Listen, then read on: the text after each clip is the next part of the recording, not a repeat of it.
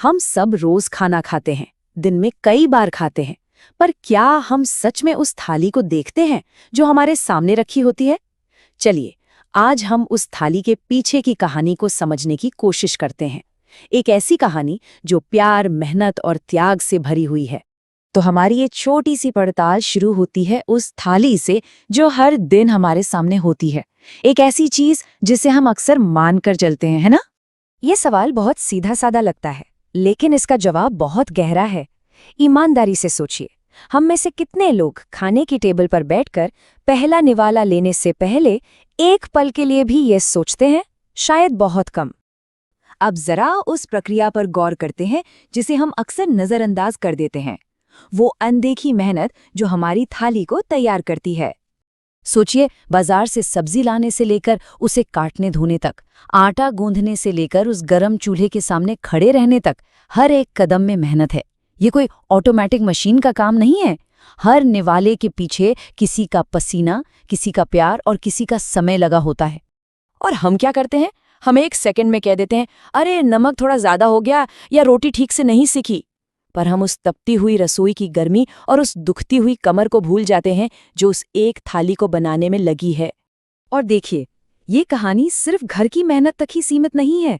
जब हम थोड़ा और बड़ा सोचते हैं तो हमारी थाली का मतलब और भी गहरा हो जाता है।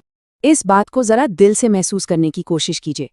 जिस थाली को हम अपनी रोज की जिंदगी का हिस्सा समझते हैं, वो दुनिया में किसी के लिए एक अनमोल खजाने जैसी हो सकती है। तो अगली बार जब कभी ठंडी रोटी देख के गुस्सा आए ना, तो शायद एक पल रुककर ये याद करना चाहिए कि दुनिया में ऐसे भी लाखों लोग हैं जिन्हें ये भी नसीब नहीं होता, जो भूखे पेट ही सो जाते हैं। चलिए इस बात को एक ऐसे उदाहरण से समझते हैं जो शायद हम सबके घरों की कहानी है। एक माँ का संतोष।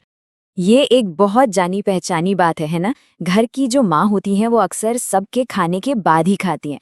और ये सिर्फ समय की बात नहीं है, ये असल में प्राथमिकता की बात है। ये प्यार और त्याग का वो रूप है जो हर दिन हमारे घरों में चुपचाप होता रहता है। वो पहले सबकी पसंद का ध्यान रखती हैं और फिर जो भी बच जाता है ना, उसी में वो अपनी खुशी और अपना संतोष ढूंढ लेती हैं। तो इन सब बातों का निचोड़ क्या है? क्या सीखा हमने?